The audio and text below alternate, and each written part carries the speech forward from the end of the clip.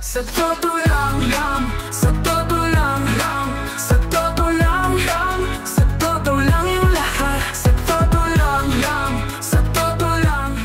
Magandang umaga po, tanghali, gabi. Madaling araw. Luzon, Visayas, Mindanao. Taiwan. Taiwan. Mindanao pa rin. Ricky Rivera po. Lodi Lacuna lamang. Okay.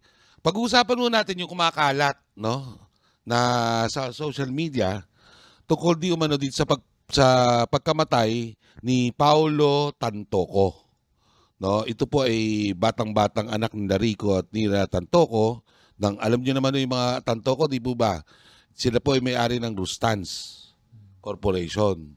Na nung panahon ng batas militar, nung panahon ng conjugal dictatorship, ito ay mga prominente. Makapangyarihan. Oo. Isa sa mga pinakamayamang pamilya. Correct. Oo. At alam niyo naman ang reputasyon ng Rustans, no? Kapag pupunta ka diyan, makakabili ka ng mga samot-saring mga imported na mga damit, kung ano-ano, pabango, etc., etc.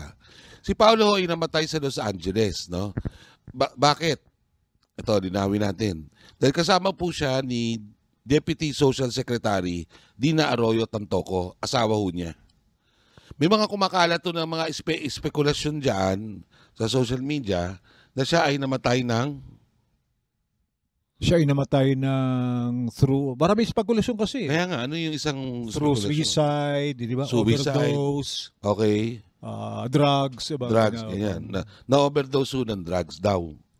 Di ba? O nag-suicide. Pero i-rule out na natin yung suicide. Kasi ba't siya mag-suicide? Unang-una, napaka-okay ho ito na tao si Paulo. Kasi batay naman sa mga informasyon. Hindi naman informasyon. Di ba informasyon ba yun?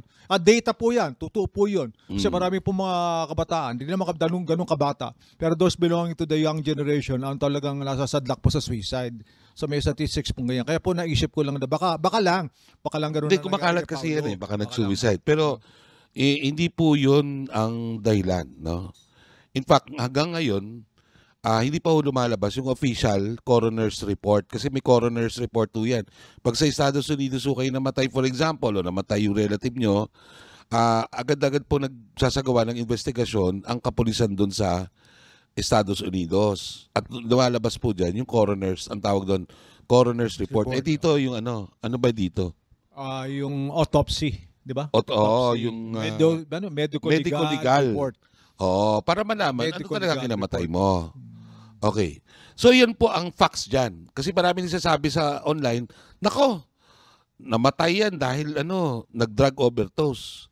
At itong pinakamalisyoso doon ay inequate o sinituate, inilagay doon sa insidente na yon ang asawa ng ating Pangulo Ferdinand Bongbong Marcos, walang iba kung si Silita Liza Marcos Araneta. Ang ating First Lady? Araneta Marcos pala. Ang ating First Lady nadamay doon? Oo, kasi meron nung event doon sa lugar na yon ang gobyerno at isang private institution.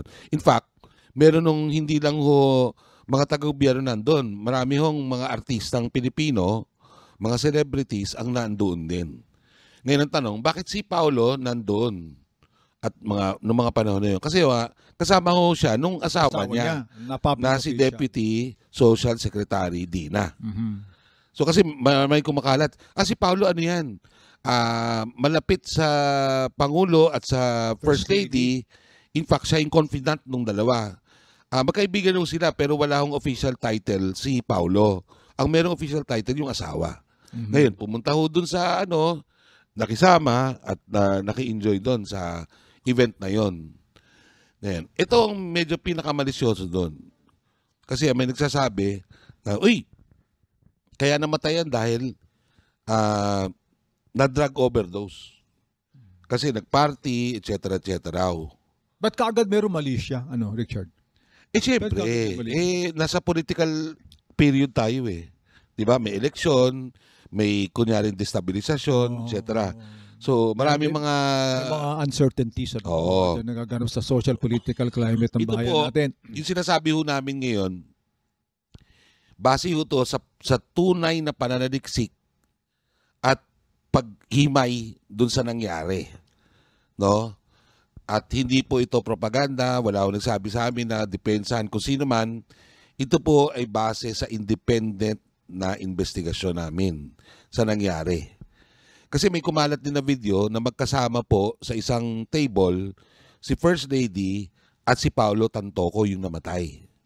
Ngayon, kumakalat yun, ini-equate na nila, naku, baka nga totoo na nagkaroon ng party at na-overdose doon after 7 or 9 hours sa kanilang natuklasan na itong disease doon sa bathtub di umano.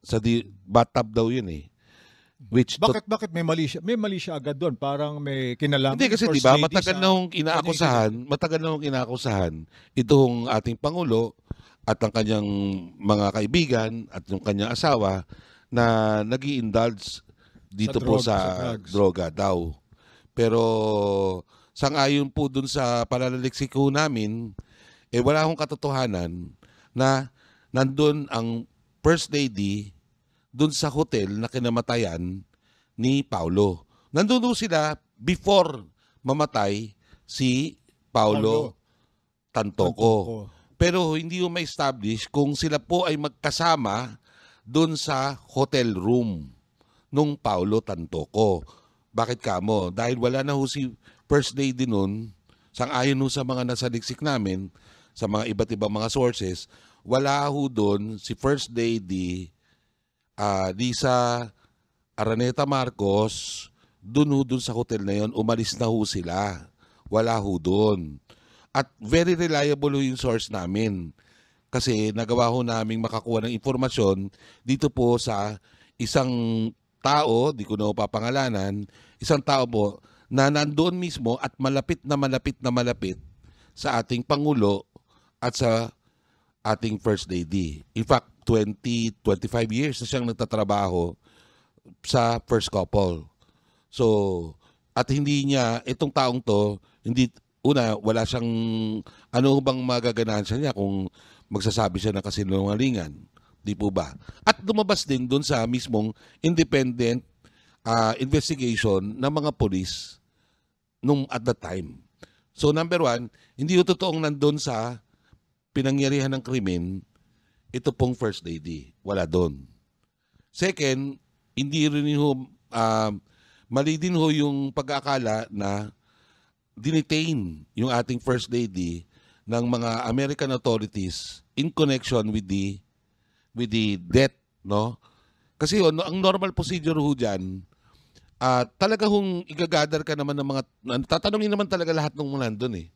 And then pagka nakita nila na list yung iyong complicity or participation dito sa nangyari, pakakawalan ka. Which, yun po yung nangyari kay First Lady Lisa Araneta Marcos. Yan nga hirap, picture eh. Pag uncertain nga yung outcome, for example, or hindi pa nilalabas yung investigation sa ganyang sensitive issue, sensitive critical incident, di ba mga tao, nalalagyan agad ng mali siya. Kung ano ba nangyari? Ano ba dahilan ng pagkamatay? Pati Di ba dapat hintayin na lang? Bakit ba kailangan mag-apura kayo para malaman yung katotohanan? Lalabas yung katotohanan. Lalabas naman yung coroner's report. At dito dyan ang pagbasihan natin, di ba?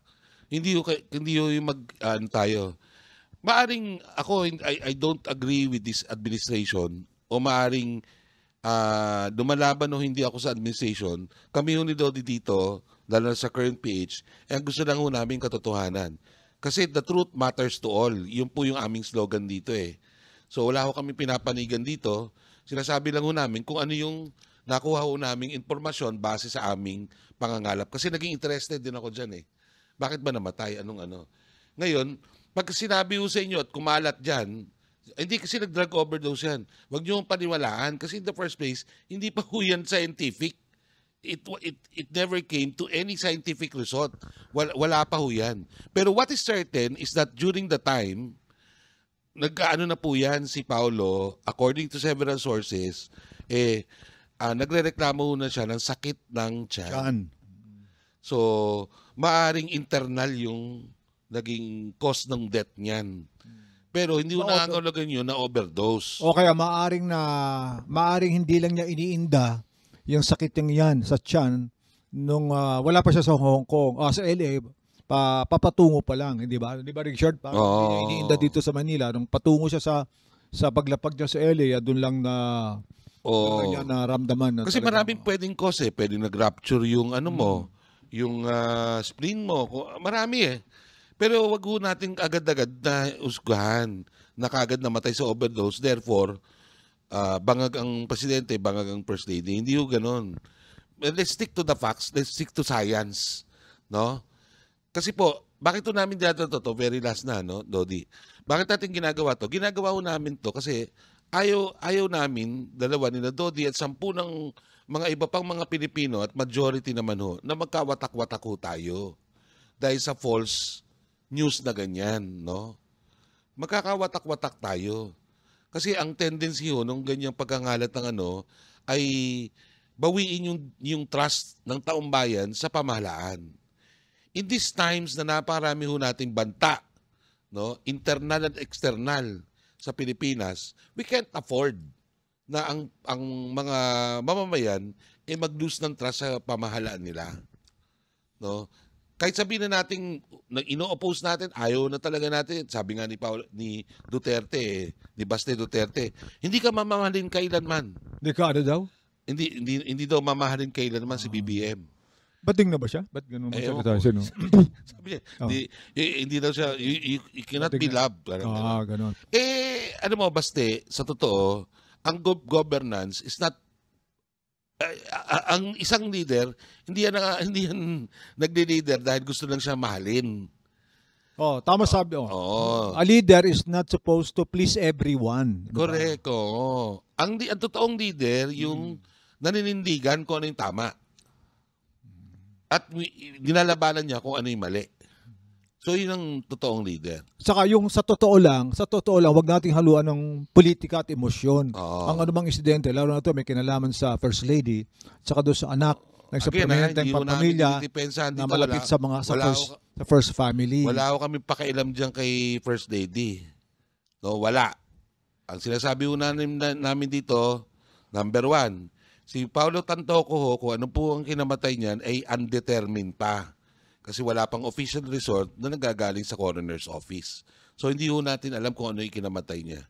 Ikalawa, hindi ho natin pwedeng i-situate si First Lady at yung kanyang entourage doon sa lugar na kung saan namatay si Paulo Tantoco. So masyadong bastos kung sasabihin natin, hindi kasi nandun sila sa isang table, doon sa babaho ng hotel, malamang magkasama silang umakyat. Di ho natin... Dinagdagan nyo na kasi. Dinuktungan nyo na. Dinagdagan nyo pa. SS na yun. Parang, therefore, magkasama sila doon. So, ano ba yun? Diba? Tawag namin sa media na sinalsal nyo na. Wala naman kayo patunay, di ba? May patunay kayo, magkasama sila. SS lang, SS. Ayan, SS. Pero yung salsalin nyo yung balita, di ba? Salsalin nyo na sabihin nyo, hindi, kasi pumunta sila sa taas, tapos nag-joy sila doon, nag-droga May mali siya na po yun. May mali siya na po. Hindi na ho tama yun, kasi wala ho tayong patunay na yun. No? Yung out of respect naman for the deceased, yung namayapa, si Paulo Tantoco. Huwag naman nating lagyan ng ganun sila. Sabi nga ni Richard na nagdadrag sila o overdose sa kasama yung First Lady, lalo po nang ilalagyan po natin ng dagdag na pigati po yung pamilya. Ano ba? Diba? Kasi aminin ko yung isang Tantoco dati naging high school classmate ko yan. Hindi si Paulo, yung isa. So, napaka-unfair. Kasi yan, mga Tantoco, yung mga taga Marikina dito, magtataka kayo na ang mga Tantoco may bahay yan sa Marikina. Okay? May bahay sila sa Marikina. Anyway, so yan po, ano? So, wag ko kayo pabubudol. Doon lang tayo sa tama. Sa totoo. Sa totoo lang. Sa totoo lang. Maraming salamat po. Maraming salamat po.